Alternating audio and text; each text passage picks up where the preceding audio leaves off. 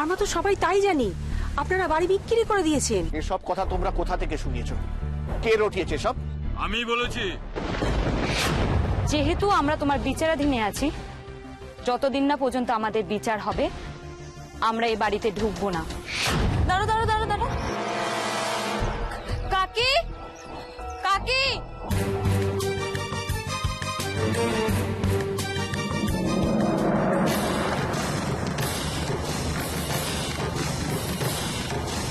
দুর্গা,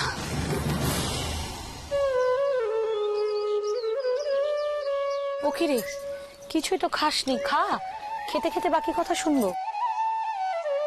খিদে ঘুম আমার সব চলে গেছে কাকি।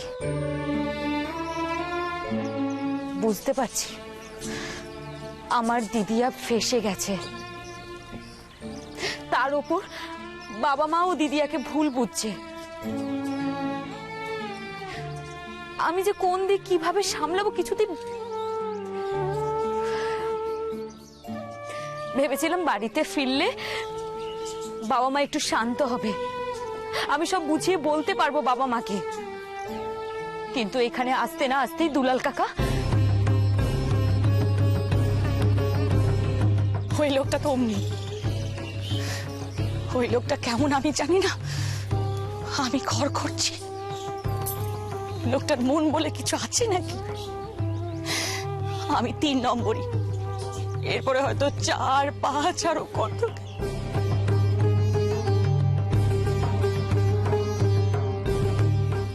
আরে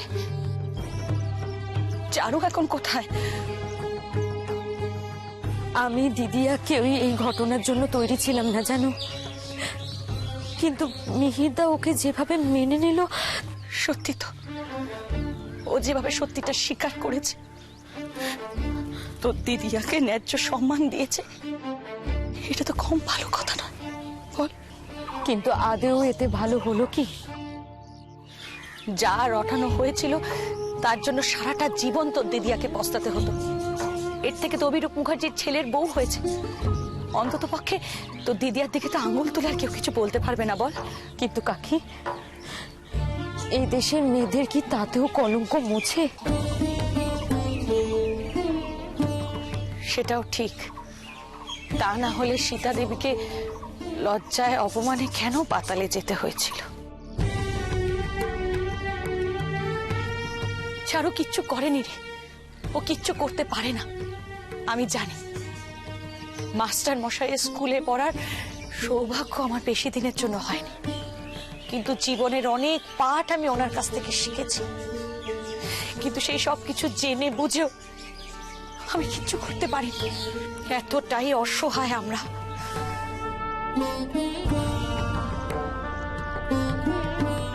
তাই মুখ বুঝে সারাটা জীবন ধরে মেনে নেওয়া আর মানিয়ে নেওয়া ছাড়া কি বাঁচে আমাদের? কিচ্ছু না। সেই জন্যই তো আমাদের মতো মানুষদের প্রকৃতি মাও কোনোদিনও মেনে নেবেন না। আমার মনে হয় তুমি নিজেকে যা ভাবছো তুমি সেটা নও কাকি।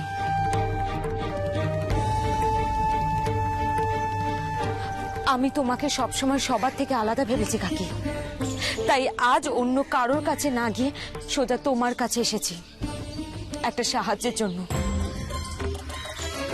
আমি আমি কিভাবে তোকে সাহায্য করতে পারি? আমার দিদিয়া ভুল করেছে কাকি, কিন্তু সেটা অনিচ্ছাকৃত, না জেনে। আর সেই ভুলটাকে ধরে আমার বাবাকে অপদস্থ করে এই গ্রাম ছেড়ে বার করার ব্যবস্থা করা হয়েছে। কাকি কাকি, তুমি যদি একটু একটু সাহস জোগাড় করতে পারো তাহলে আমি ওদের উপযুক্ত শাস্তি দিতে পারবো। কে বলবে এই ভালো মানুষটার আড়ালে আসলে একটা লোভী নোংরা মানুষ লুকিয়ে আছে? ওটা কি নোংরা দেখেছো? তোমার সম্বন্ধে কিরকম খারাপ খারাপ কথা বলছে।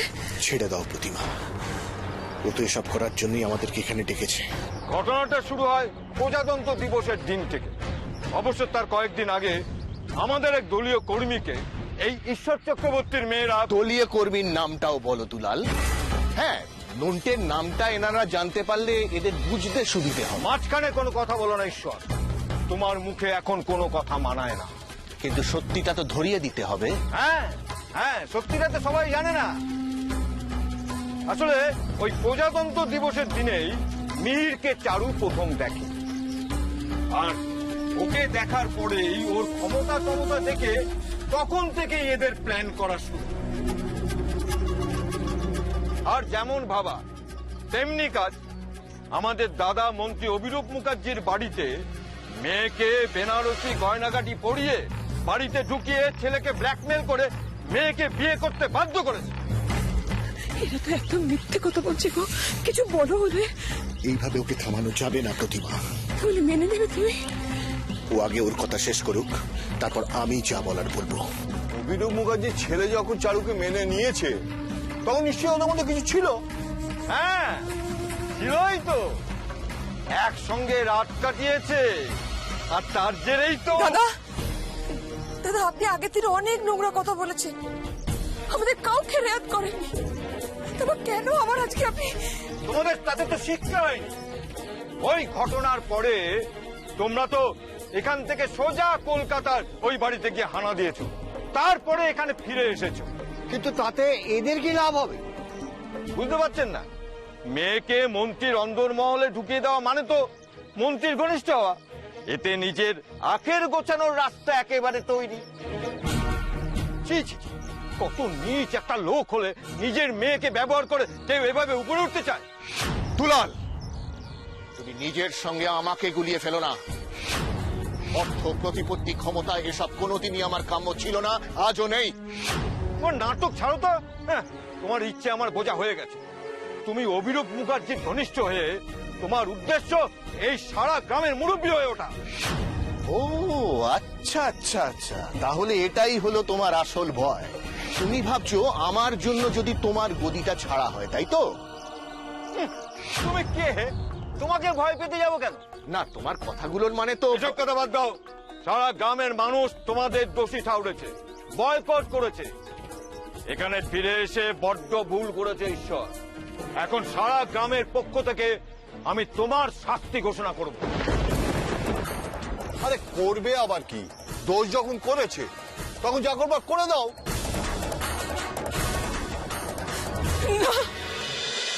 এভাবে চমকে উঠলে যে, এখনো ভয় নাকি অবিশ্বাস?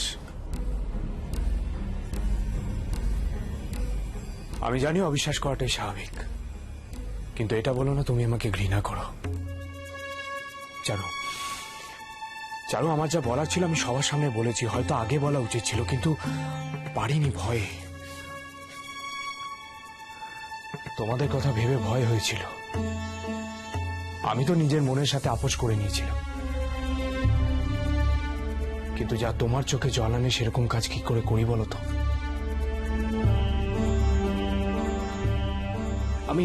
আমি জানি আমি খুব খারাপ, কিন্তু বিশ্বাস করো আমি নিজের সবটুকু দিয়ে তোমায় ভালোবাসি। জানো, তোমার ভালোবাসার বিনিময়ে আমার বাবা মাকে যে অপমান, যে কষ্ট সহ্য করতে হয়েছে, তার কি হবে? তোমরা তো আমায় মেনে নিয়েছো, নিজেদের কাছে রেখে দিয়েছো, কিন্তু আমার বাবা মা বোন ওরা কোথায় কি করছে আমি তো কিছুই। আমি তো আছি, আমি সব খবর এনে দেবো তোমায়। তাহলেই হবে। আমার বাবার তোমাকে নিয়ে যে ভালো একটা ধারণা ছিল সেটা খুব স্বাভাবিকভাবেই এখন আর নেই। চারু, চারু, চারু, সব ঠিক হয়ে যাবে। তুমি আমাকে একটু সময় দাও। কি করে ঠিক হবে? আমি বিয়ের মণ্ডপ থেকে পালিয়ে এসেছি, তারপর এখান থেকেও তো বেরোনোর কোনো উপায় নেই।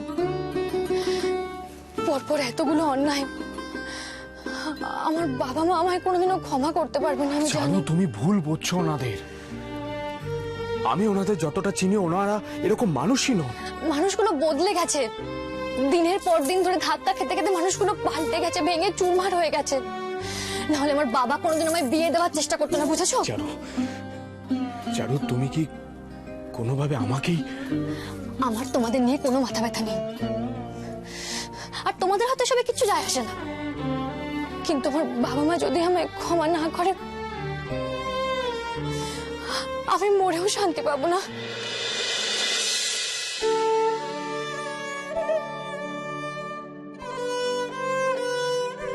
এনাও ফোন করো, ফোন করো ওনাদের। ওনারা রাগ করুন, যা খুশি বলুক, তুমি তাও ফোন করো। আমি এইভাবে তোমাকে দেখতে পাচ্ছি না। ধরো।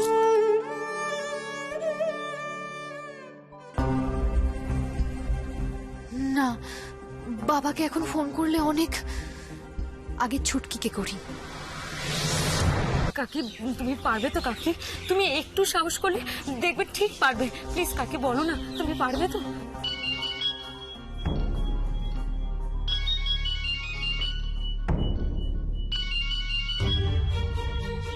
মিহিরটা ফোন করেছে।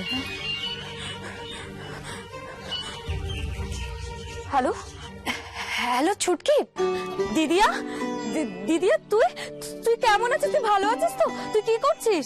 আমার কথা বাদ দে ছুটকি, তোরা কোথায় এখন সেটা বল। অনন্তপুরে। বাড়ি ফিরে গেছিস? কোনো ঝামেলা হয়নি তো?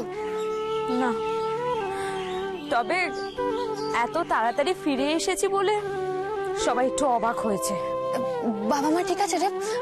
আমার কথা কিছু? চিন্তায় আছে তোকে নিয়ে, নানা রকম ভাবছে। শোন না, তুই ঠিক করে বুঝিয়ে বলেছিস তো? হ্যাঁ হ্যাঁ। আচ্ছা, এখন একবার বাবা মার সঙ্গে কথা বলা যাবে রে? শোন না, শোন না, আমি বলে দেব মা বাবাকে তুই আমাকে ফোন করেছিলিস। তুই এইসব কথা বাদ দে না। শোন না, তুই ভালো আছিস তো? তোকে ওখানে সবাই? আমার কারোর কাছ থেকে কিছু চাওয়ার নেই রে ছুটকি, তবে একজনের উপর ভরসা হারিয়েছিলাম। সে এখন পাশে থেকে ভরসা ফিরিয়ে দেওয়ার চেষ্টা করছে। ওই তো ফোনটা করতে বললো, নাহলে আমি তো সাহসই পাচ্ছিলাম না বাবা মার সাথে কথা বলার। তুই চিন্তা করিস না দিদিয়া, তুই ওদিকটা সামলা, আমি এই দিকটা দেখছি। তুই আমাকে দায়িত্ব দিয়েছিলিস, আর সেই দায়িত্ব আমি ঠিক পূরণ করব। চেষ্টা করব বাবা মাকে যেন আর কখনো কষ্ট পেতে না হয়। জানি। এখন রাখি, পরে আবার ফোন করবো, কেমন?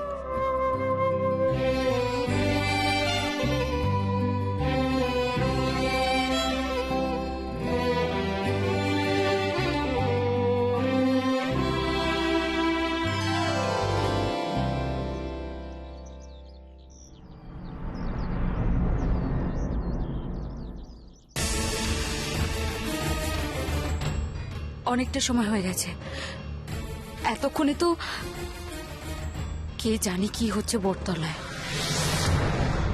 আপনারা সবাই ভুল করছেন। আপনারা নিজেদের মতন করে গোটা ঘটনাটা ভেবে নিয়ে এমন কঠিন বিচার করছেন। যে কথাগুলো বললাম তার মধ্যে কোনটা ভুল? এই মানুষটার বিরুদ্ধে যে অভিযোগটা করেছেন সেটাই তো ভুল। এদেরকে কি বোঝাচ্ছ প্রতিমা? কেন ওদের এত কৈফিয়ত দিচ্ছ? তো হয়তো তুমি একটু চুপ করো, একটু চুপ করো। আমাকে কথা বলতে দাও। দেখুন দেখুন, চারু ঠিক করেছে না ভুল করেছে সেটা বিচার করার মতন জায়গায় আজ আমরা নেই, সত্যি নেই। কারণ আমরা তো জানিই না কিছু। আর সত্যিটা কি জানেন? এই মানুষটা কিন্তু নিজের মেয়েকে মেনে নেয়নি, তাকে ত্যাগ করেছে। এক করেছে? তারপর প্রমাণ আছে? প্রমাণ তো এটাই যে আমরা ফিরে এসেছি এখানে। চারুর সঙ্গে যে ঘটনাটা ঘটেছে, তারপর আমরা সূর্য ওঠার আগে এই অনন্তপুর ছেড়ে চলে গেছিলাম।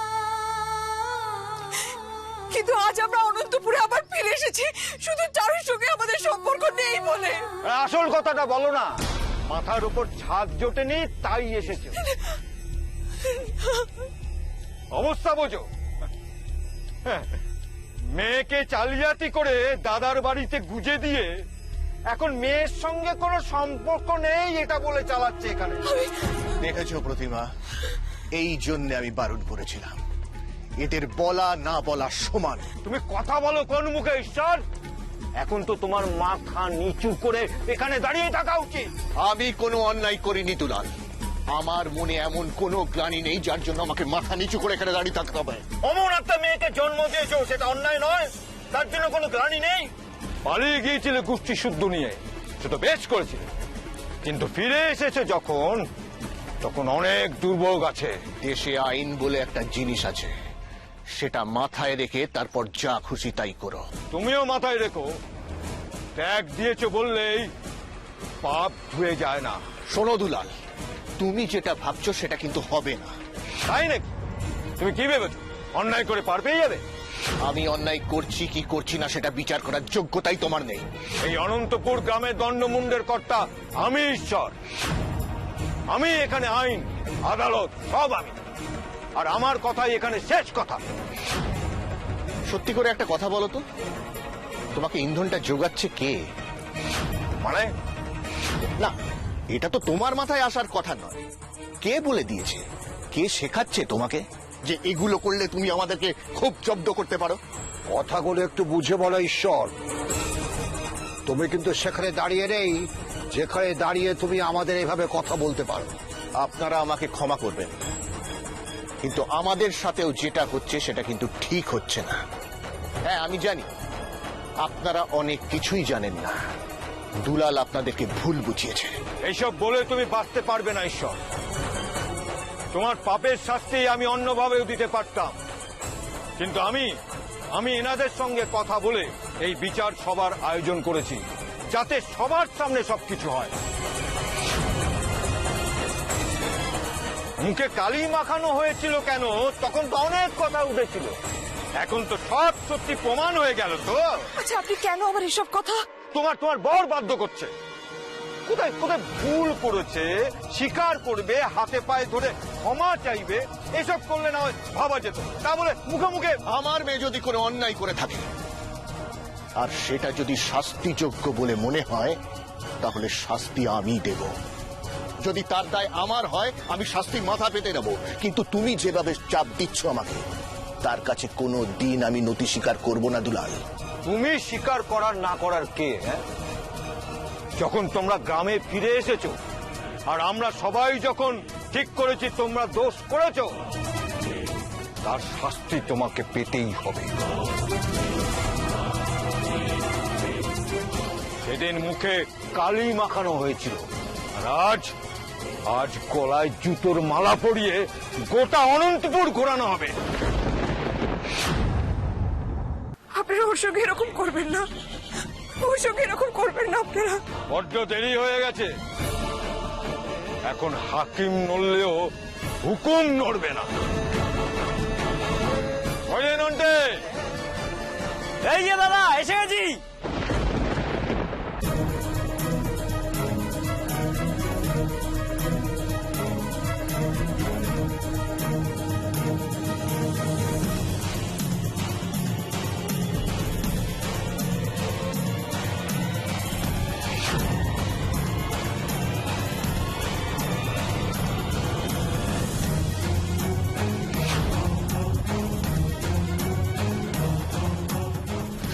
ওকে ক্ষমা করে দিন আপনারা, ওকে ক্ষমা করে দিন। আমি ওর হয়ে ক্ষমা চাইছি। ওকে ওকে আমি পায়ে পড়ছি আপনাদের, ওকে ছেড়ে দিন, ওকে ক্ষমা করে দিন। আমি কথা দিচ্ছি আপনাদের, আমরা এক করে হয়ে থাকবো। তাও বলো, মানুষটাকে এভাবে বারবার আপনারা।